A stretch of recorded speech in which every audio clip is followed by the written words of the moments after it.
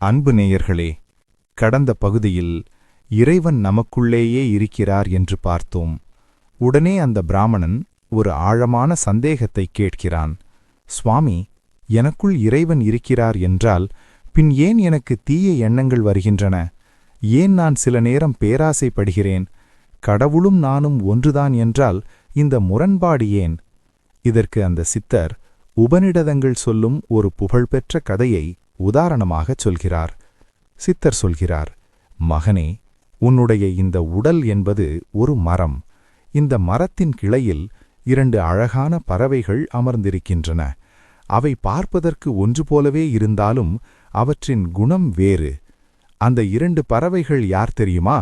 முதல் பறவை ஜீவாத்மா. இது அந்த மரத்தில் பழுத்திருக்கும் பழங்களை சுவைக்கிறது. பழம் இனிப்பாக இருந்தால் மகிழ்ச்சியில் துள்ளுகிறது, கசப்பாக இருந்தால் வருத்தப்படுகிறது. அதாவது இதுதான் நாம்.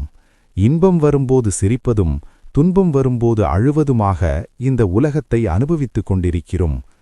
2வது பறவை பரமாத்மா. இந்த பறவை எந்த பழத்தையும் தின்பதில்லை. அது அமைதியாக அமர்ந்து முதல் பறவை பழம் தின்பதை வேடிக்கை பார்த்து கொண்டிருக்கிறது. இதுதான் நமக்குள் இருக்கும் சாட்சி. அந்த சித்தர் சொல்கிறார், பிராமணனே, முதல் பறவை பழத்தின் சுவையில் மயங்கியிருக்கும் வரை அது துக்கப்பட்டு கொண்டே இருக்கும்.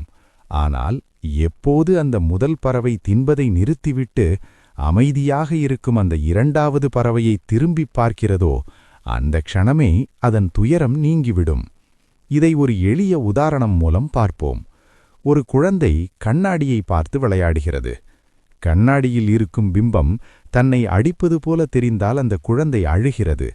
ஆனால் அந்த தாய் வந்து, குழந்தையே, அது நீதான், அங்கே யாரும் இல்லை என்று சொன்னதும் குழந்தை சிரிக்கிறது.